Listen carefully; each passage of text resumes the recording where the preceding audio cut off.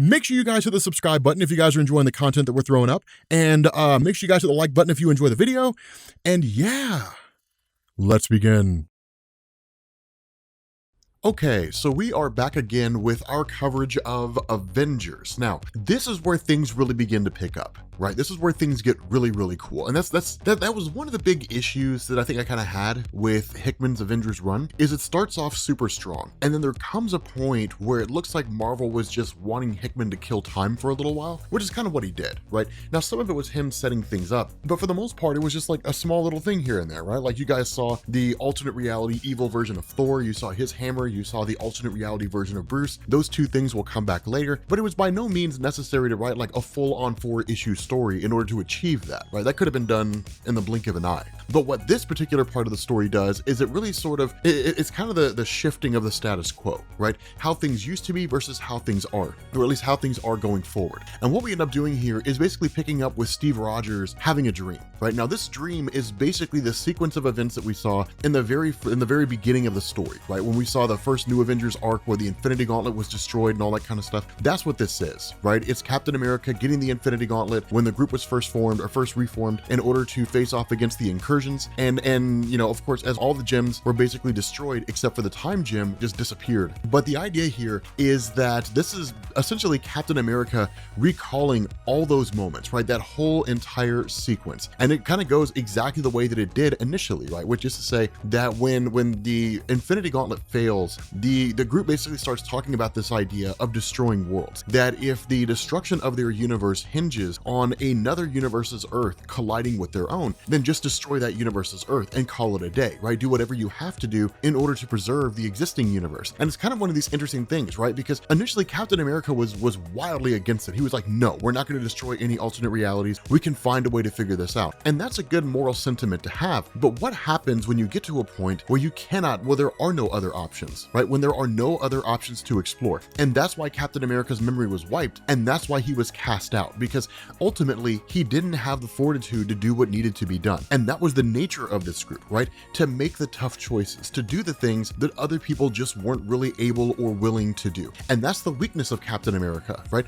Call it moral righteousness, call it him doing the right thing, you know, whatever the case is. At the end of the day, when it hits the fan and you have to make the choice that's going to lead to other people being sacrificed, Captain America can't do it. And that's what made things so intriguing, is because he's there for kind of the moral support, but he's not one of the heavy hitters when it comes to the thinking power, when it comes to brain power. He's not on par with Tony Stark or Reed Richards or T'Challa. He's not the leader of a kingdom like Namor the Submariner who's willing to do whatever it takes to preserve the kingdom of Atlantis, right? He's not that kind of a guy. He's a guy who'll do whatever he can to make sure other people survive. But at the end of the day, if the survival of others means the death of himself, then that's a problem as far as this group's concerned, right? Like Captain America would spare another universe and sacrifice his own. That kind of seems to be the case. And that sort of selflessness cannot survive in this kind of scenario. And that's why his mind was wiped, he was banished, and that was the end of that. The problem with this is that Captain America now remembers everything. Now, the reason why this happens, and it's important to explain this, the reason why this happens is because of an event that Marvel had called Original Sin. Now, Original Sin is one of these events that Marvel created whereby it was a means to either kind of propel existing stories, you know, into a more suitable direction, or to just kind of, you know, introduce new concepts. For example, you had a guy by the name of Midas, right? And it was like the Midas Empire. This guy could touch stuff and turn to gold. One of the dumbest things that come out of that was like his daughter took over. Nobody cared, right? Nobody cared about that. What made Original Sin cool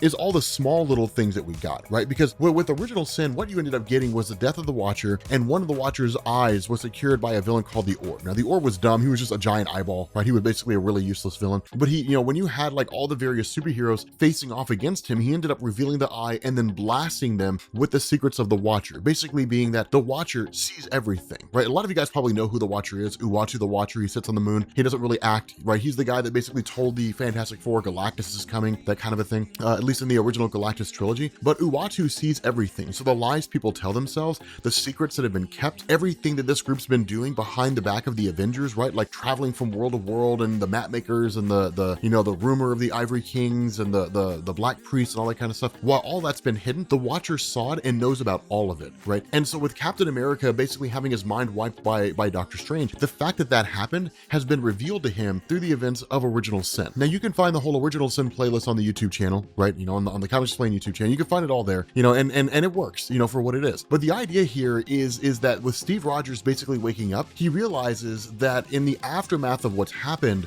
at least his mind being wiped, between the time that happened and the current moment, he's figured out a few things, right? And so what he ends up doing is, of course, grabbing Hawkeye and grabbing Black Widow, who will be exceedingly important to the future of the story, along with Thor, Hyperion, and Starbrand. Now, to face off against Tony Stark, this may seem overkill, but it's not. Right? It's actually not. And the reason why is because once they get into the lab of Tony Stark and he's confronted by Steve Rogers, then all this gets an explanation, right? The response to Steve is, you've been lying to us. It's time the lies stop, right? It's time that all these lies come to an end. And when Tony's kind of like, what are you talking about? The response to Steve is, I remember. And that's when Tony Stark begins to pick up on what Steve's talking about, that he recalls everything that happened at the very beginning of this story. Tony's response is, okay, let's go talk about it, man. And Steve's just kind of like, you've done it, haven't you? Like, you've destroyed worlds. Like, you've had other Earths that have shown up here from other realities, and you've destroyed them to save our own. And again, I side with that, right? I side with that idea. Like, yeah, I mean, hey, look, it kind of sucks, but sorry about your luck. It's the way things work. You don't fix a sandwich for the hungry kids across the street if your kids are hungry at home, right? Charity starts at home.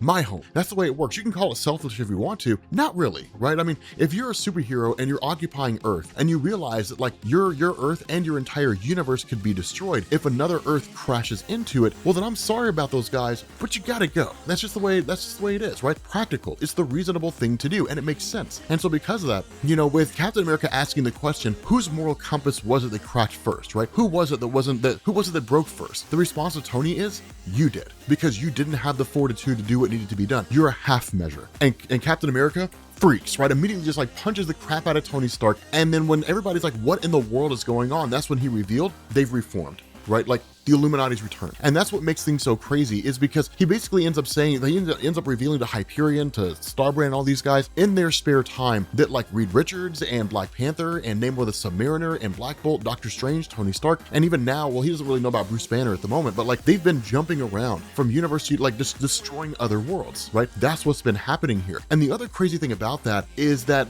Steve Rogers kind of hits on the idea that Tony Stark's been using them. And that's true. All right. Here's and that's why I've kind of waited up to this point to basically explain exactly what's going on here and why this all shifts. So the way this worked is, as you guys have noticed, you had the Avengers set of events, and then you have the new Avengers set of events, right? The incursions, the map makers, all that kind of stuff. You've had basically two stories going on at the same time. The whole creation of the Avengers machine by Tony Stark, which is to say a project that he was working on with Steve Rogers to expand the Avengers roster to face off against various threats, that was a distraction. So long as Captain America's doing that, he's not paying attention to anything else. He's not noticing the events of like the incursions and so on and so forth, because from Tony Stark's perspective, Captain America is basically a two-dimensional guy, and in a lot of ways he is. Captain America's basic and he's two-dimensional. He's not really smart, right? He's really good at like rallying troops and leading them towards a particular cause, but at the end of the day, he's a soldier, right? He does what he's told to do. That's basically what it is. What Tony Stark had to do was engineer a situation to where Captain America was doing what he was instructed to do without realizing it, to basically say like it's Steve Rogers' idea, right? To kind of curtail his thinking process, to sort of move things and put the pieces in a particular way, so that when Captain America looked back on the whole Avengers machine, he saw it as kind of a reflection of his ideals that Tony Stark was able to bring into fruition, right? That's how it was all engineered by Tony. It's probably the single greatest act of manipulation in the entire history of the Marvel universe, right? It's huge. And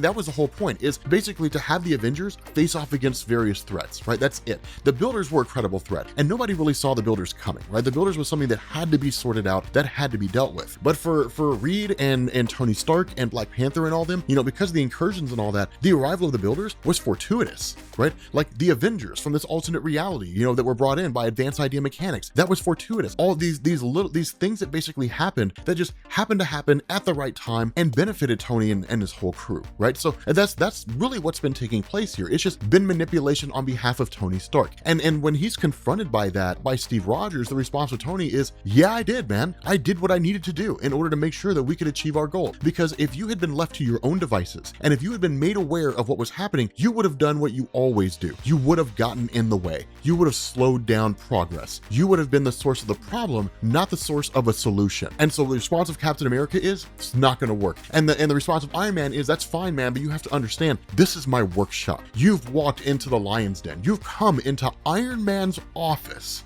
into the place where he works, and challenged me to a fight. Understand, my friend, when you fight me in my workshop like this, you're not fighting me. You're fighting a legion of me. And every single Iron Man armor comes pouring out, right? Every single one. And it's cool to see, because these are enough guys to basically take those Iron Man suits down, but it's just so many versions of these Iron Man suits with so many wild abilities. The problem with that is that when that happens, suddenly the time stone pops up. At the most inopportune time, the time stone pops up. It snatches up Captain America, and it snatches up Black Widow, and it snatches up Hawkeye, and it whisks them 48 years into the future. With that being said, guys, we're gonna bring this video to an end. If you are new here to Comments Explain, make sure you guys hit the sub button to become part of the Rob Corps. If you guys enjoyed this video, make sure you drop a like, and I will catch you all later.